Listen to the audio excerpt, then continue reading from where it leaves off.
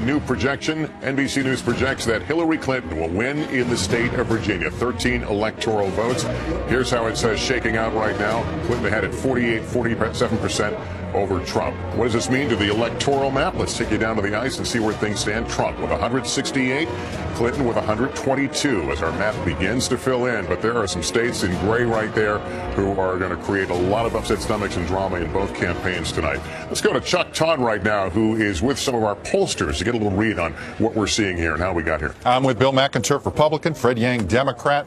These guys are the brains behind the home is the other story here. Not only have we seen in the excerpts blowing through the roof the Trump voter, but as Bill noted, your college-educated white voter, she's doing well, but she's not doing as well as they expected. It doesn't cancel out what he got. And listen, this was always out of reach for him when he was fighting with his own party. That's why it was viewed as so calamitous when he went to war with Republicans. The intra-party fighting was viewed as disastrous. But that hasn't really been the case for the last few weeks. The closing weeks of this campaign have had Republicans, even Paul Ryan, who we were talking about in the last hour, singing off of the same song sheet about Clinton corruption. Don't forget health care either. Exactly, huge story. You know, when those premiums went up, obviously their research said go after it because he hammered health care. With an assist from Bill Clinton, who said, you know, we all know this law, you know, he said something derogatory about Obamacare, which gave them fuel, gave them ammunition. And what was different about the post-Comey period was that he had ammunition and he used it. He'd been a very inefficient candidate until that moment.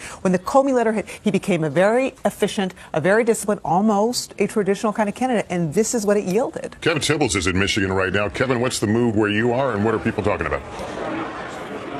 Well, Lester, I think it's one of amazement and perhaps a little bit of surprise thrown in because people here last night were attending one of the final Donald Trump rallies here. At any point, did you ever think that Michigan, it might actually come down to Michigan? Never. I never thought it would happen. And what about you? I mean, Michigan did not seem to be in play. This was supposed to be a Democrat state. We were ready to be in play. We were excited for something new and different. And Donald Trump is that person. Well, what does Donald Trump represent to you that is different? He tells it like it is. He isn't politically correct, which is sometimes good and sometimes not, but you know where he's coming from. Well, I have to ask you, as a woman, why did you vote for him?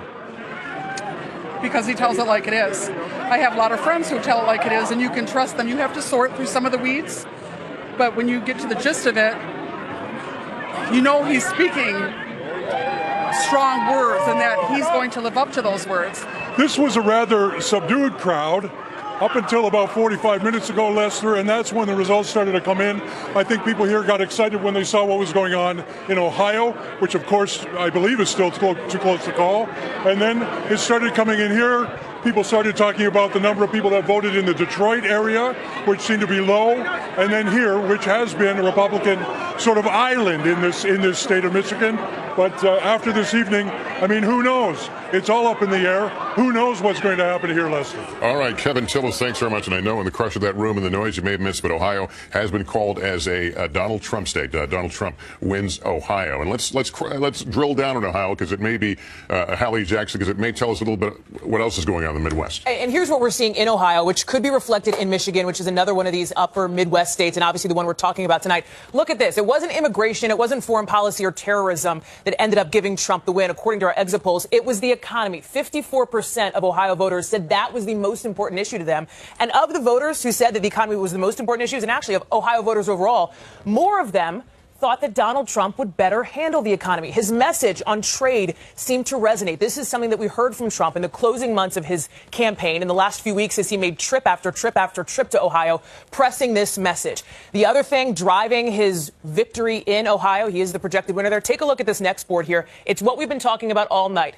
White voters without a college degree. Look at the margin for the Republican candidate. In 2012, it was 56%. Donald Trump outperformed Mitt Romney this year. And look at what happened with the Democratic candidate. In 2012, Barack Obama got 42%. Hillary Clinton underperformed him by 5 points. So that is something that we're going to look to see if that is matched in Michigan, given the similarities between the populations there, Lester. Hallie Jackson, thanks. We're going to take a quick break. We're going to continue to keep a close eye on those too close to call states, and there are many of them. And another round of poll closings coming up, including a big big one, California. Stay with us. And Washington. And of course, we'll have the characterizations at the top Decision of the hour. Night We'll in go to Kristen America Welker now. is She's learned some sponsored new by information Amazon at Clinton headquarters here in New York. Kristen? Lester, good evening. The Clinton campaign projecting confidence in this nail-biter of a race. I just heard from one top official who says they still have a path to 270, and they say they are on that path. Why? Because they have won Colorado and Virginia. But the path includes holding Wisconsin and Michigan. They would then have to win Pennsylvania and either win Nevada or New Hampshire. So those are the states that they are watching at this hour. Now, they point out that in terms of Wisconsin, Madison is still out. That's obviously a heavy college area, so you're going to get younger voters. They think they can clinch that area. And then Michigan, Detroit is out. A lot of African-American voters. Of course, President Obama has been there trying to energize his base and that part of the Obama coalition. I can tell you that there are jitters here among top Clinton supporters who are gathered at the Javits Center, some of them acknowledging to me they are quite concerned about the fact that this race is a whole lot closer than they were anticipating. But again, at this hour, the Clinton campaign stressing that they still have a path to 270 and they think they can get there. Lester. Listening to that path, Kristen, we're sending Chuck with his pad and up to the map here. Well, look, the path is one state right now. I mean, yes, we may need to worry. We'll worry about Nevada and New Hampshire when we get there. And Wisconsin, she noted. In Wisconsin, there's no doubt.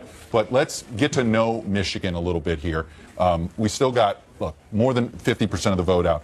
But ultimately, let's take a look at what Wayne County is going to do. So right now, Clinton is winning it almost by 30 points. Let's go back to 2012 just to get an idea of the total vote that you'll see out of it. So we have 220,000 votes in there so far. If you go to Wayne in 2012, you see President Obama won it by almost 50 points. He got nearly 370,000 net out of there. So my point is, that's what you're going to be wanting to watch tonight. Number one is going to be how much, oh, it looks like, there we go. How much does she get out of here? Still very little of Detroit in, but she needs to net. Doesn't need to net as much as Obama got out of there, but she needs to net probably 275 to 300,000 votes just out of Wayne County. So we got a ways to go, but that's just a simple way of just watching Michigan right now. Why have you at the map? Can you show us where Florida is? We haven't checked in on Florida a little bit. Let's go ahead and go to it here. I'm sorry to put you on the spot. No, it's okay. I could have navigated it simpler. Look, vote keeps coming in. She hasn't really narrowed the gap very well. It's just not there. Unless there's magic boxes of ballot boxes somewhere that we don't know about, I can keep telling you there is, the remaining vote is basically here in Palm Beach, Broward, Miami, and I think there's one precinct in Monroe that's left. But by the way, I was talking to a Florida expert of mine about how has Trump done this, and it's essentially these Tampa ex-urban counties, okay, both north and south, in the Tampa market. He just blew through every single vote total estimate that Democrats had, and frankly, even Republicans. Just blew through. Look, she did her job in Hillsborough. Normally, how Hillsborough goes, you could say it was the most important swing county in the country over the last 16 years. But this is not enough. She's going to win Hillsborough and lose the state. That doesn't happen very often, but that's the story of what's happened in rural America. By the way, everybody talking about how Trump didn't have much of a get-out-the-vote operation. But didn't need it. Apparently not, that he relied so heavily on the Republican Party, and there was already grousing from some inside states about there not being sufficient get-out-the-vote. Well, the vote got out. We're going to take a break. Lots more ahead on this decision night in America.